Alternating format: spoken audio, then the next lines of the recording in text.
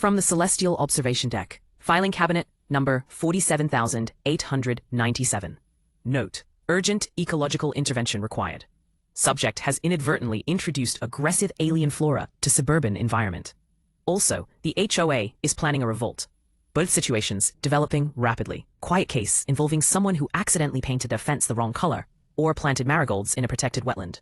Instead, I get Margaret Maggie Thornbury, 42, environmental science PhD, and the woman who decided to save her neighborhood by secretly replacing all the lawns with what she believed was the most eco-friendly synthetic grass on the market.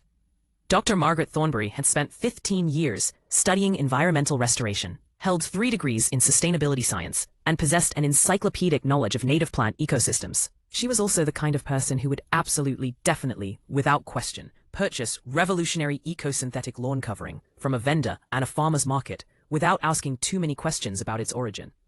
The vendor, who called himself Verdant Steve, had approached Maggie with what appeared to be samples of the most perfect artificial grass she'd ever seen.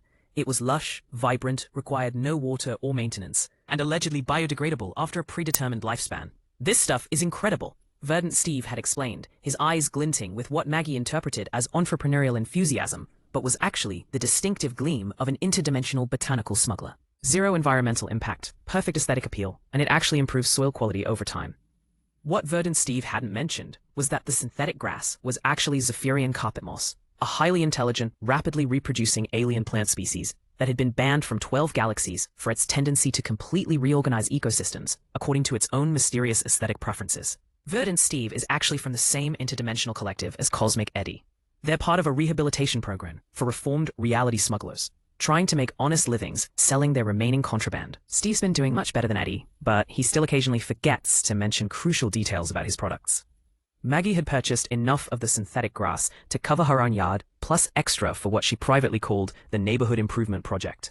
If you need simple terms, the commentary is that Maggie's plan to secretly replace all the lawns in her subdivision with environmentally friendly alternatives. She'd been conducting covert lawn replacement operations under cover of darkness for 2 months. Her neighbors thought they were experiencing a neighborhood-wide lawn care miracle. It started when Mrs. Patterson from 1247 Maple Street called the city to report that her lawn had evolved. "I don't know what happened," she told the confused Parks Department employee. "I went to bed with perfectly normal grass, and I woke up to what looks like a botanical garden designed by aliens. But it's actually really beautiful." By noon, 17 homeowners had called various city departments to report similar transformations. Their lawns had reorganized themselves overnight into elaborate patterns of flowing green curves, spiral formations, and what appeared to be